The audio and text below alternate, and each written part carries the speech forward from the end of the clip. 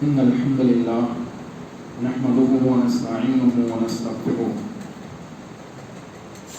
ونعوذ بالله من شرور أنفسنا ومن سيئات أعمالنا من يهده الله فلا مضل له ومن يضلل فلا هادي له وأشهد أن لا إله إلا الله وحده لا شريك له وأشهد أن محمدا عبده ورسوله أما بعد فإن خير الحديث كتاب الله وخير الهدي هدي محمد صلى الله عليه وسلم وشر الأمور محدثاتها وكل محدثة بدعة وكل بدعة ضلالة وكل ضلالة في النار. وقال الله تعالى في كتابه المجيد: أعوذ بالله من الشيطان الرجيم بسم الله الرحمن الرحيم يا أيها الذين آمنوا أطيعوا الله وأطيعوا الرسول ولا تبطلوا أعمالكم. وقال في موضع آخر: قل إن كنتم تحبون الله فاتبعوني يحببكم الله ويغفر لكم ذنوبكم. وقال في موضع آخر: اليوم أكملت لكم دينكم وأتممت عليكم نعمتي ورضيت لكم الإسلام دينا. تمام قسم کی حمد و ثنا کبریائی بڑائی اس احکم الحاکمین خالق کائنات مالک ارض و سما کے لیے لائق و دیوا ہے، جو اکیلا تنہا وحدہ لا شریک معبود برحق رب العالمین ہے، جس کے حکم کے بغیر نہ کسی کو زندگی مل سکتی ہے نہ کسی کو موت آ سکتی ہے۔ وہی رب العالمین ہے جو حکم کرتا ہے تو آسمان سے بارشیں برستی ہے، جو حکم کرتا ہے تو زمین سے غلہ جات نکلتے ہیں، جو حکم کرتا ہے تو انسان کی سانسیں چلتی ہے اور اسی کے حکم سے یہ بند ہو جاتی ہے۔ سبحان اللہ و بحمدہ سبحان اللہ العظیم۔ انگنت درود و سلام ہو انبیاء کی مقدس جماعت پر، خصوصاً سید المرسلین رحمت للعالمین جناب محمد رسول اللہ صلی اللہ علیہ وسلم کی ذات گرامی پر۔ اللہم صلی علی محمد وعلی آل محمد کما صلیت علی ابراہیم وعلی آل ابراہیم انک حمید مجید۔ اللہم بارک علی محمد وعلی آل محمد کما بارکت علی ابراہیم وعلی آل ابراہیم انک حمید مجید۔ خطبہ مسنونہ کے بعد 3 مختلف مقامات سے کتاب اللہ کی 3 آیتیں آپ کے سامنے پڑھی گئی ہیں۔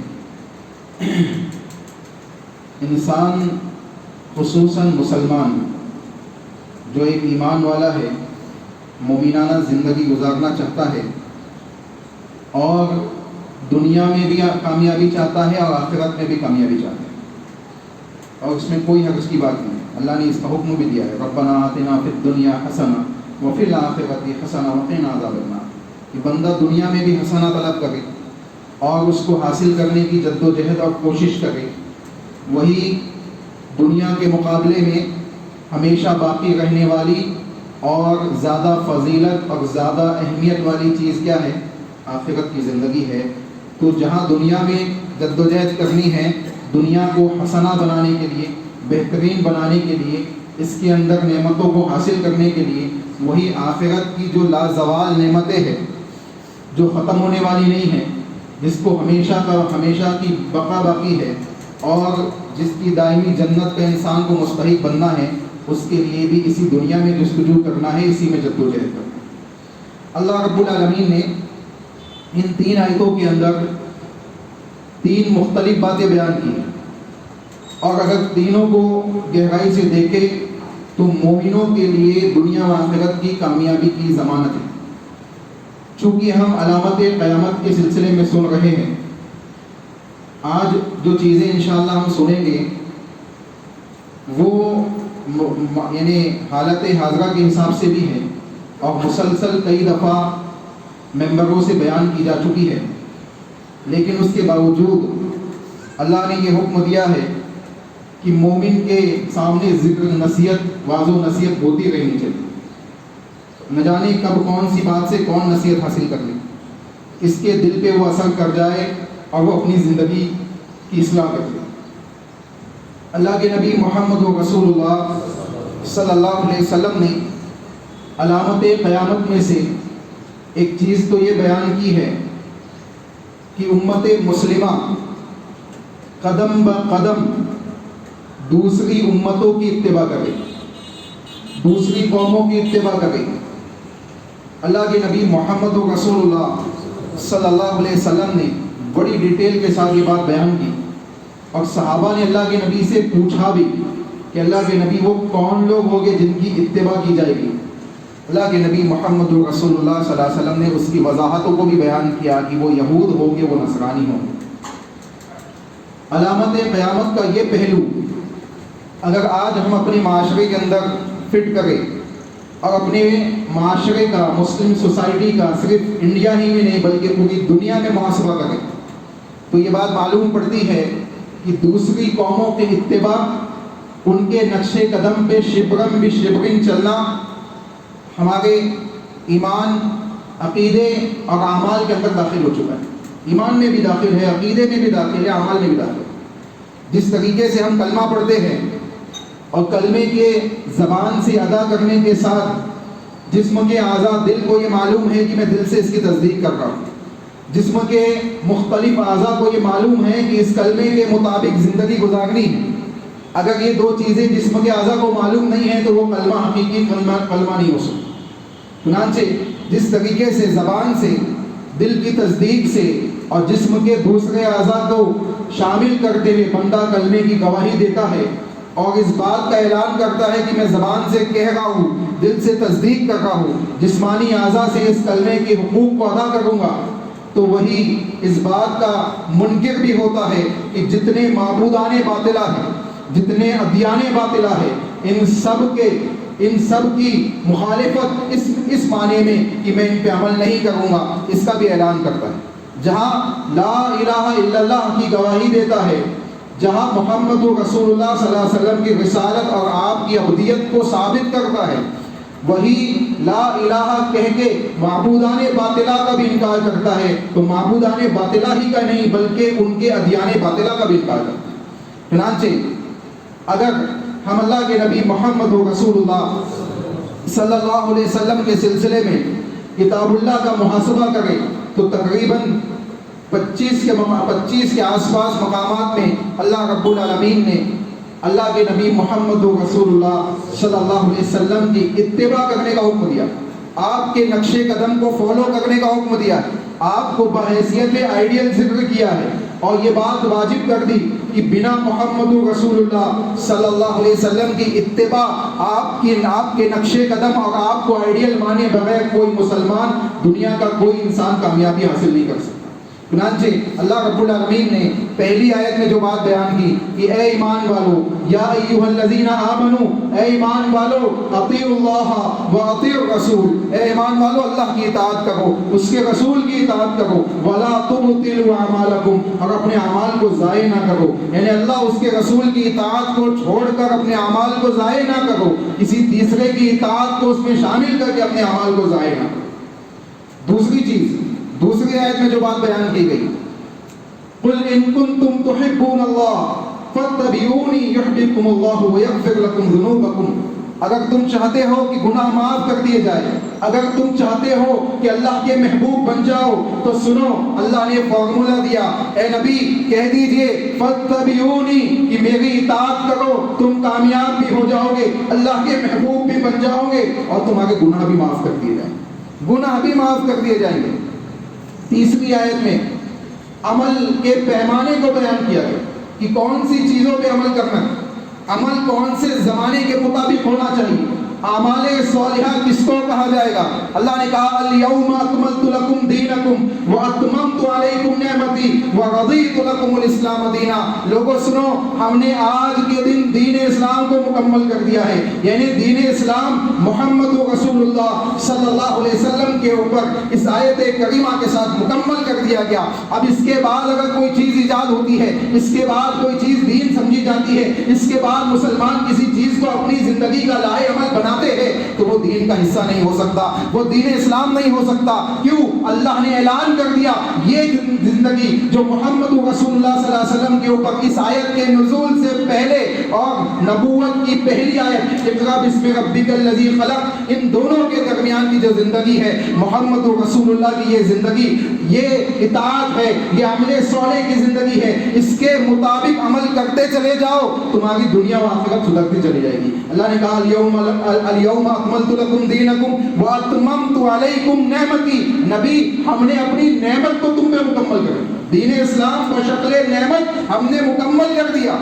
وَرَضِيتُ لَكُمُ الْإِسْلَامَ دِينًا، اور اس دین سے جو ہم نے مکمل کیا اس سے ہم راضی ہو گئے، جو ہم نے مکمل کیا ہے اس سے ہم راضی ہو گئے۔ اس کے بعد جو دین آئے گا، اس کے بعد جو بدعات تم ایجاد کرو گے، اس کے بعد جو خرافات تم ایجاد کرو گے، اس سے ہم راضی ہونے والے نہیں ہیں۔ چنانچہ معلوم کیا پڑا؟ اطاعت اللہ اس کے رسول کی، اللہ کی محبت چاہتے ہو تو رسول اللہ کو اتباع کا آئیڈیل، اللہ کے نبی محمد رسول اللہ کی اتباع کرنے والے بن جائے، محمد رسول اللہ صلی اللہ علیہ وسلم کو اپنا آئیڈیل بنا لے۔ تیسری چیز، اس دین کو فالو کرے جو اللہ کے نبی محمد رسول اللہ صلی اللہ علیہ وسلم اور آپ کے صحابہ نے فالو کیا ہے، دوسرے دین کو فالو نہ کرے۔ مسلمان ہونے کے باوجود اگر ہم ناکام ہو گئے تو یہ بڑے افسوس کی بات ہوگی۔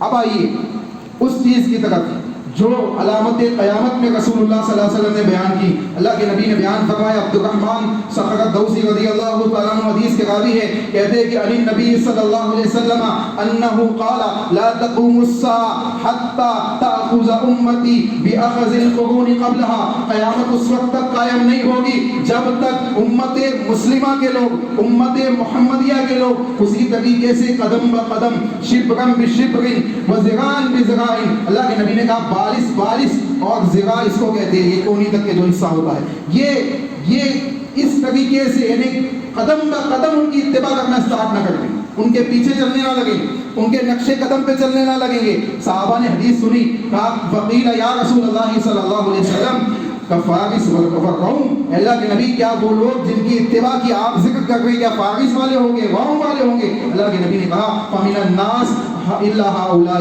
کہ ان کے علاوہ اور کون ہوں گے؟ یہ کون لوگ تھے جو فارس اور روم والے تھے؟ ان کا جائزہ لے، آپ کو معلوم پڑے گا کہ یہودی اور نصرانی تھے۔ یہ وہ لوگ تھے اس زمانے کے جو اہل کتاب کہلاتے تھے۔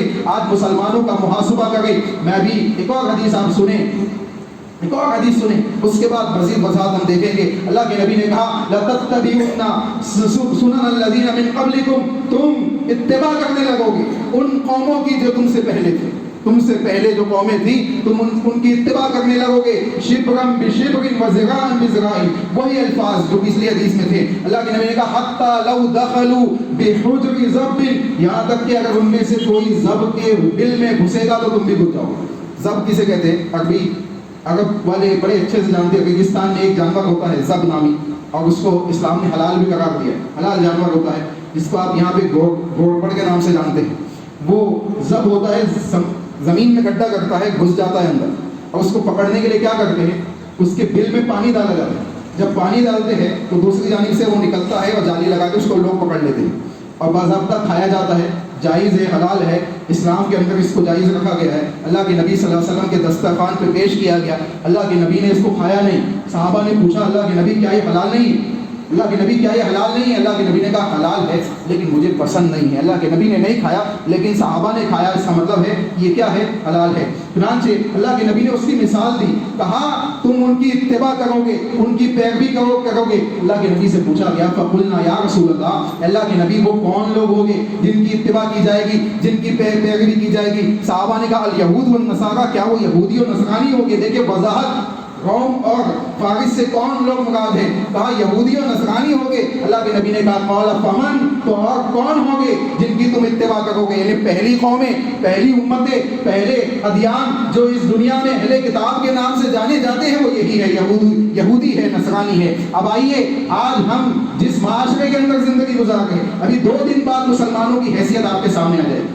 ویلنٹائن ڈیز منانے کے لیے ہمارے مسلمان نوجوان بڑھ چڑھ کے حصہ لیں گے، اور وہاں بے حیائی کے معاملات انجام دیے جائیں گے. وہاں مسلمان نوجوان ایسے ایسے معاملات انجام دیں گے جو رسول اکرم صلی اللہ علیہ وسلم کی عین دین اسلام کی ضد ہے, عین ایسے معاملات ہے جس کو اسلام نے حرام قرار دیا ہے, یہاں تک کہ ایمان کی مخالفت ہے. اللہ کے نبی محمد رسول اللہ صلی اللہ علیہ وسلم نے بیان فرمایا الحیاء شعبۃ من الایمان, اے لوگوں سنو, حیا یہ ایمان کا حصہ ہے. اور یہ دن جو منایا جاتا ہے, جو ایک طرف تو یہ نصرانیوں کی اتباع ہے تو دوسری طرف معاشرے کے اندر بے حیائی کو پھیلانے کا ذریعہ ہے, معاشرے کے اندر بے حیائی کو عام کرنے کا ذریعہ ہے, معاشرے سے ایمان کو ختم کرنے کا ذریعہ ہے. اللہ کے نبی نے کہا حیا ایمان کا حصہ ہے. جس کام کے اندر بے حیائی پیدا ہو جائے, جو معاشرے کے اندر بے حیائی کو فروغ دینے لگے, وہ ایمان کو کیسے بچا سکتا ہے؟ اسی لیے اللہ کے نبی محمد رسول اللہ صلی اللہ علیہ وسلم نے ارشاد فرمایا کہ اگر تم میں حیا ختم ہو جائے تو تم جیسے چاہو ویسے معاملات کو انجام دو. جب تم میں سے حیا ختم ہو جائے, اذا لم تستحی فاصنع ما شئت, جب حیا ختم ہو جائے تو تم کچھ بھی کرتے چلے جاؤ. جانوروں میں حیا نہیں ہوتی, جانوروں میں حیا نہیں ہوتی. آپ دیکھیں وہ اپنے معاملات کھلے عام انجام دیتے ہیں, اور بعض کچھ ایسے بھی جانور ہوتے ہیں جو ان چیزوں میں بھی حیا کا پیکر اپناتے ہیں, لیکن انسان اس سے بھی بڑھ کے آگے بڑھ چکا ہے اور بے حیائی کے معاملات انجام دیتے چلا جا رہا ہے, اور معاشرے کے اندر یہ چیز اپلائی کی جا رہی ہے. اب آئیے یہ دیکھیں کہ یہ کہاں سے آئی ہے. اللہ کے نبی نے کہا تم اتباع کرو گے ان کی, یہودیوں کی اتباع کرو گے, نصرانیوں کی اتباع کرو گے, اور اس وقت تک قیامت قائم نہیں ہوگی جب تک تم ان کی اتباع اس انداز سے کرنے لگو گے کہ زران بزران وشبن بشبن کے معاملات اسٹارٹ ہو جائیں گے. اب اندازہ لگائے یہ چیز کہاں سے آئی ہے. آپ اندازہ لگائے تو آپ کو معلوم پڑے گا, آپ اس کا مطالعہ کریں تو آپ کو معلوم پڑے گا کہ سب سے پہلے رومیوں نے اس چیز کو اسٹارٹ کیا. اور یہ چیز اللہ کے نبی محمد رسول اللہ صلی اللہ علیہ وسلم کی پیدائش سے پہلے سے ہے. عیسوی سن اگر آپ دیکھیں اس کا تو 270 عیسوی میں اس کی ابتدا ہوئی. 270 عیسوی میں اس کی ابتدا ہوئی جب ایک شخص جو ویلنٹائن نام سے جانا جاتا تھا, اور اس کا کام یہ تھا کہ وہ فوج میں موجود جو ایسے لوگ تھے جن کی بادشاہ, اس زمانے کے بادشاہ شادی وغیرہ نہیں ہونے دیتے, اور وجہ یہ تھی کہ اگر ان کی شادی کرا دی جائے تو یہ فوج میں نہیں جائیں گے, یہ لڑنے کے لیے نہیں جائیں گے, تو ان کو شادی مت کرنے دو. تو ایسے لوگوں کو شادی نہیں کرنے دیتے تھے. تو یہ ویلنٹائن نامی جو شخص تھا یہ کیا کرتا تھا, ایسے لوگوں کو پکڑ پکڑ کے شادی کرا دیتا تھا, ان کی شادیاں کراتا تھا, اور ان کے محبت کے جوڑوں کو یہ ایک دوسرے سے ملاتا تھا. اس کو پکڑ کے جیل میں ڈال دیا گیا. جب اس کو جیل میں ڈالا گیا تو اس کے معاملات اس جیلر کی بیٹی سے بھی بگڑ گئے, اور اس نے اس کو خط لکھا, اور اس خط کے اندر اس نے لکھا کہ یہ خط تمہارے ویلنٹائن کی طرف سے تمہیں لکھا جا رہا ہے. جیسے ہم لکھتے ہیں نا فقط والسلام فلاں فلاں فلاں کی جانب سے یہ لکھا جا رہا ہے, تو اس نے بھی یہ خط لکھا اور اس طریقے سے مضمون کو اس کے سامنے پیش کیا. اس کے بعد اس کو سزا دی گئی, اور بعد میں لوگوں نے اس کے اس دن کو جو 15 فروری کا دن تھا, ابھی آپ 14 فروری کو مناتے ہیں, ابھی انشاءاللہ ہم وہ بھی دیکھیں گے کہ کیسے 14 فروری ہوا. یہ 15 فروری کا دن تھا جس دن اس کو سزا دی گئی اور اس کو سولی پہ لٹکا دیا گیا. یہ اس زمانے کے رومی لوگ تھے جو مشرک تھے, بت پرست تھے. ابھی اہل کتاب میں یہ چیز نہیں تھی, لیکن بعد میں ایسا ہوا کہ لوگ منانے لگے. اس میں نصرانی بھی تھے, یہودی بھی تھے, دوسرے لوگ بھی منانے لگے. تو اب لوگوں نے دیکھا, ایک پوپ آیا, اس نے دیکھا کہ بھائی یہ تو ہماری عید نہیں ہے, ہمارا مذہب نہیں ہے, ہمارا دین نہیں ہے, اس کو کیوں منایا جاتا ہے. تو اس نے پھر تحقیق کی تو پایا کہ ایک اور شخص ہے جس کا نام ویلنٹائن ہی کے نام پہ ہے, اور وہ عیسائی ہے. وہ کیا ہے, عیسائی ہے, اس کا نام سینٹ ویلنٹائن ہے. تو اس نے اس ڈیٹ کو جو 15 فروری کی تھی اس کو چینج کیا اور 14 فروری کو ہی منانے لگا. اور پھر بعد میں جا کے اس میں سے سینٹ ہٹا دیا گیا. سینٹ ویلنٹائن ہوتا تو ایک خاص مذہب اس سے یعنی نمایاں ہوتا کہ یہ عیسائیوں کا تہوار ہے, لیکن جب اس میں سے یہ ہٹا دیا گیا تو ویلنٹائن بچا. اب جب ویلنٹائن بچا تو مسلمان بھی منانے لگے افسوس کے ساتھ, غیر مسلم بھی منانے لگے, یہودی بھی منانے لگے, عیسائی بھی منانے لگے. الغرض انٹرنیشنل لیول پہ اس عید کو, اس ویلنٹائن ڈے کو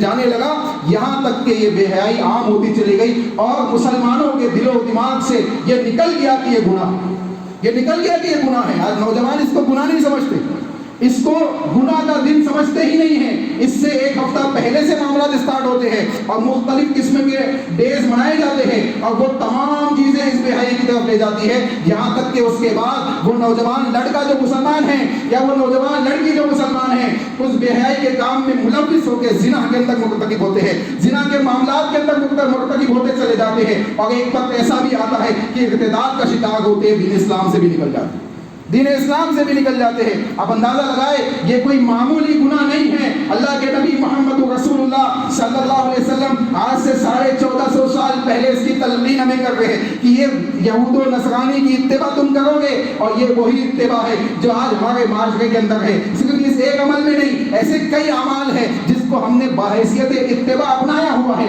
اور ہم اس کو گناہ کا کام نہیں سمجھتے ہیں، ہم اس کو اچھا کام سمجھتے ہوئے اپنی زندگی کے اندر ہم نے اس کو عملی جامہ پہنا ہوا ہے۔ ہمیں چاہیے کہ اپنی زندگیوں کا محاسبہ کرے، اپنے دین، اپنے اعمال، اپنے ایمان کا محاسبہ کرے، اور اگر اللہ کے نزدیک محبوب بننا چاہتے ہیں تو اللہ کے نزدیک ایسے لوگوں میں شامل ہونا چاہتے ہیں جن کو اللہ کی محبت شامل حال ہوگی دنیا میں بھی آخرت میں بھی، تو ہمیں چاہیے قل ان کنتم تحبون اللہ فاتبعونی والا فارمولا اپنا لے کہ اللہ کے نبی محمد رسول اللہ صلی اللہ علیہ وسلم کی اتباع کرنے لگ جائے، اللہ کے نبی محمد رسول اللہ کی اتباع کے ساتھ زندگی گزارنے لگ جائے۔ آئیے ایک اور جہنمی لوگوں کا ذکر آپ کے سامنے بیان کرتا چلوں۔ قیامت کی علامتوں میں اللہ کے نبی محمد رسول اللہ صلی اللہ علیہ وسلم نے بیان فرمایا، عبد الرحمن صخر الدوسی رضی اللہ تعالیٰ عنہ حدیث کے راوی ہے، کہتے ہیں اللہ کے نبی محمد رسول اللہ صلی اللہ علیہ وسلم نے ارشاد فرمایا، اسی کے پس منظر میں سنیں اللہ کے نبی نے کہا، صنفان من اہل النار لم اراہما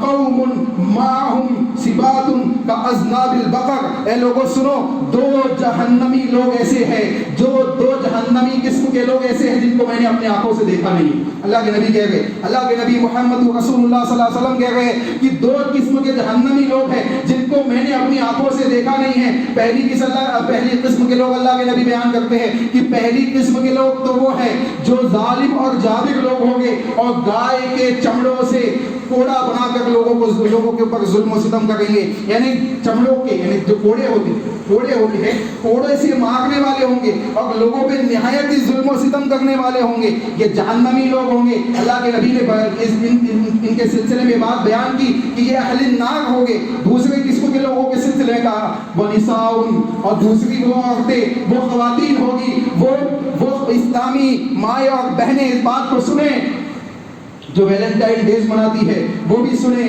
اور جو مسلمان خواتین یہاں موجود ہیں وہ بھی سنیں اور دوسروں تک پہنچائے۔ اللہ کے نبی محمد رسول اللہ نے کہا وَنِسَاءٌ كَاسِيَاتٌ عَارِيَاتٌ، اور ایسی عورتیں جو کپڑا پہننے کے باوجود ننگی ہوگی، مُمِيلَاتٌ وَمَائِلَاتٌ، اور لوگوں کو اپنی طرف مائل کرنے والی اور لوگوں کی طرف مائل ہونے والی ہوگی۔ اب اندازہ لگائے اللہ کے نبی کہہ گئے یہ جہنم والی عورتیں ہوگی۔ آگے اللہ کے نبی صلی اللہ علیہ وسلم نے کہا رؤوسہم، ان کے سروں کے اوپر بالوں کے جو بال ہوتے ہیں بالوں کو وہ اس انداز سے باندھے گی، یعنی سروں پہ چوڑا باندھے گی، یہاں بالکل بیچوں بیچ میں، جس طریقے سے اونٹ کی کوہان ہوتی ہے، جب اونٹ چلتا ہے تو وہ کوہان ایک اس طریقے سے مائل ہوتی ہے ایک دوسری جانب، یعنی ہلتی ہے تھوڑی سی، تو جب یہ بالوں کو سروں پہ باندھے گی تو یہ بال بھی ان کے اس طریقے سے ہلیں گے۔ اللہ کے نبی محمد رسول اللہ صلی اللہ علیہ وسلم نے کہا لا يدخلن الجنہ، ایسی عورتیں جنت میں داخل نہیں ہوگی۔ جنت میں داخل ہونا تو بہت دور کی بات ہے، ولا یجدہ،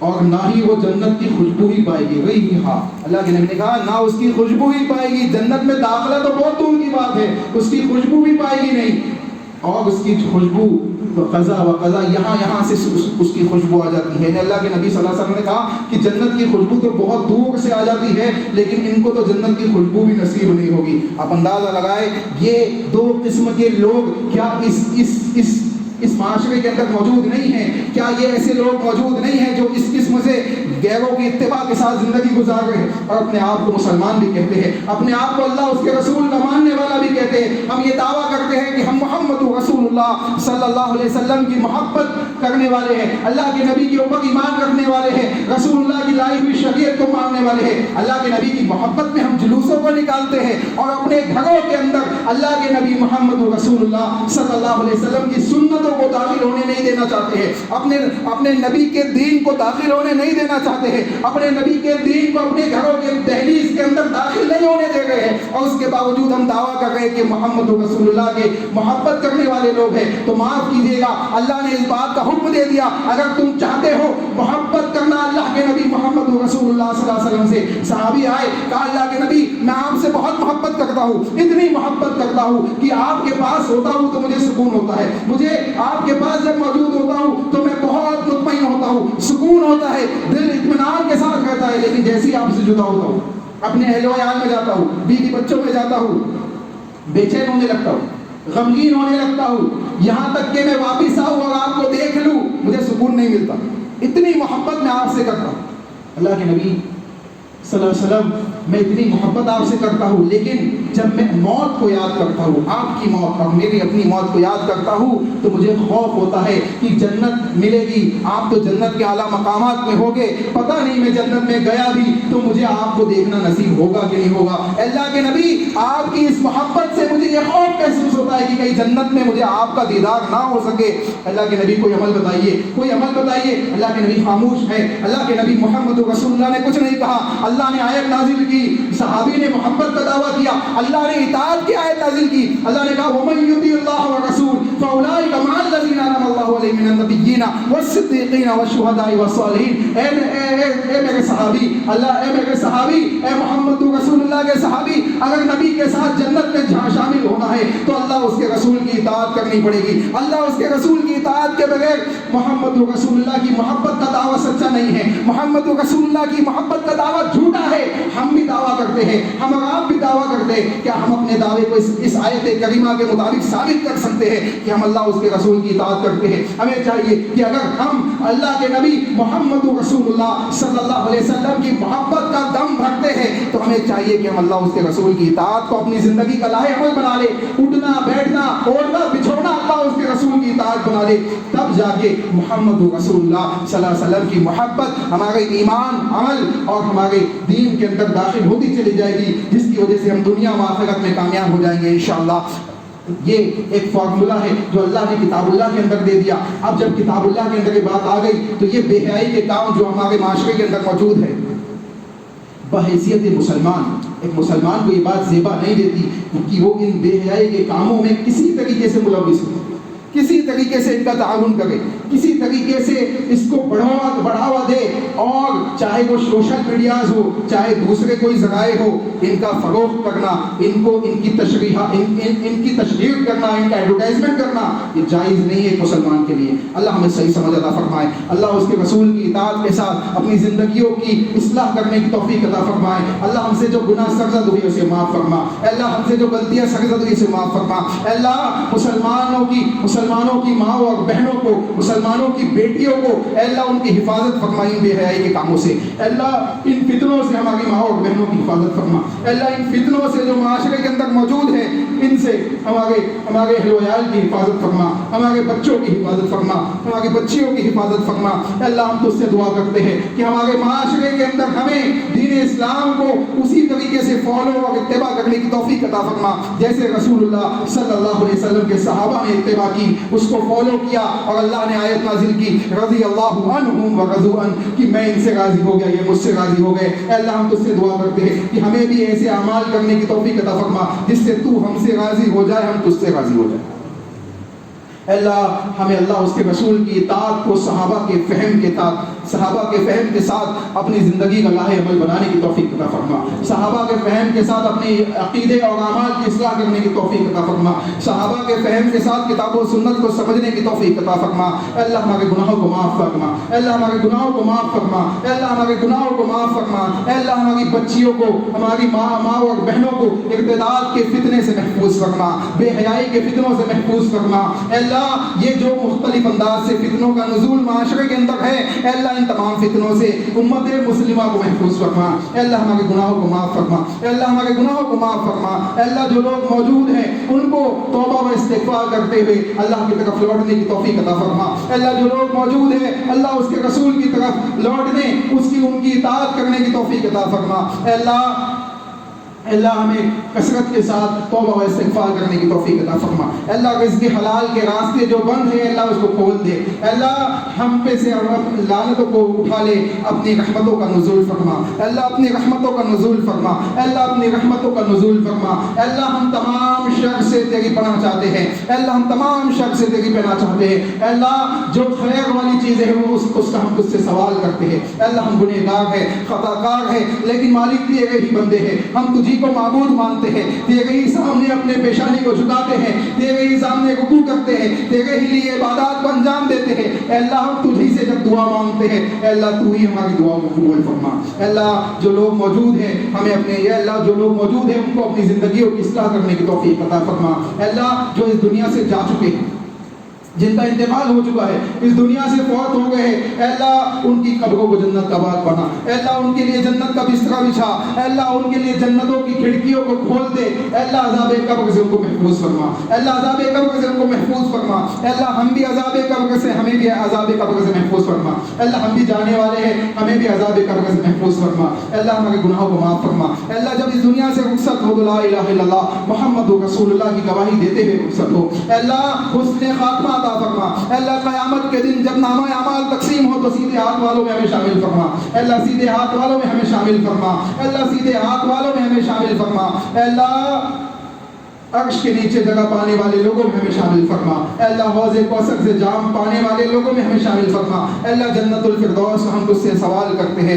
اللہم انا نسألک الجنت الفردوس ونعوذ بک من النار. اللہم انا نسألک الجنت الفردوس ونعوذ بک من النار. اللہم انا نسألک الجنت الفردوس ونعوذ بک من النار. اے اللہ ہم گنہگار ہیں, خطا کار ہیں, لیکن مالک تو ارحم الراحمین ہے, تو تواب ہے, تو رحمان ہے, تو رحیم ہے. اے اللہ تو غفور الرحیم ہے. اے اللہ تو معاف کرنے والا ہے. اے اللہ تو بادشاہ ہے. اے اللہ تو مالک الملک ہے. اے اللہ ہم تجھ سے دعا کرتے ہیں ہمارے گناہوں کو ایسے صاف کر دے جیسے میل کچیل سے سفید کپڑے کو صاف کیا جاتا ہے. اے اللہ ایسے ہمارے نامہ اعمال کو گناہوں سے صاف پاک و صاف کر دے. اے اللہ یہ مسجدیں جہاں سے کتاب و سنت کو بلند کیا جاتا ہے, کتاب و سنت کی آوازوں کو بلند کیا جاتا ہے, اے اللہ ان مسجدوں کی حفاظت فرما. اے اللہ ان مسجدوں کی حفاظت فرما. اے اللہ ان مسجدوں کی حفاظت فرما. اے اللہ ان سے بلند ہونے والی نداؤں کی حفاظت فرما. اے اللہ ان کے میناروں کی حفاظت فرما. اے اللہ ان میناروں سے بلند ہونے والی صداؤں کی اور نداؤں کی حفاظت فرما. اے اللہ اس میں خدمات کو انجام دینے والے لوگوں کی حفاظت فرما. اے اللہ ان کے اہل و عیال کی حفاظت فرما. اے اللہ اس مسجد کے اندر آنے والے مصلیوں کی حفاظت فرما. اے اللہ ان کے گھر والوں کی حفاظت فرما. ان کے گھر والوں کو فتنوں سے محفوظ فرما. اے اللہ ان کے مال و دولت میں خیر و برکت عطا فرما. اے اللہ ہم سب کے مال و دولت میں خیر و برکت عطا فرما. اے اللہ فقیری, فقر و فاقہ اور کفر سے ہم تمام کی حفاظت فرما. اے اللہ ہمارے گناہوں کو معاف فرما. اے اللہ ٹوٹے پھوٹے انداز میں جو دعائیں ہم نے تجھ سے مانگی ہے اس کو قبول فرما. اے اللہ مسلمانوں کی جو جماعت جہاں پھنسی ہوئی ہے اے اللہ ان کے لیے وہاں سے نکلنے کے راستوں کو بنا. اے اللہ ان کے لیے وہاں سے نکلنے کے ان کے راستوں کو بنا. اے اللہ ان کے لیے وہاں سے نکلنے کے ان کے راستوں کو بنا. اے اللہ ہمارے گناہوں کو معاف فرما. اے اللہ ہم تجھی سے دعاؤں کو مانگتے ہیں اور تجھی سے دعا کرتے ہیں کہ اللہ ہماری دعاؤں کو قبول فرما. ربنا تقبل منا انک انت السمیع العلیم وتب علینا انک انت التواب الرحیم برحمتک یا ارحم الراحمین.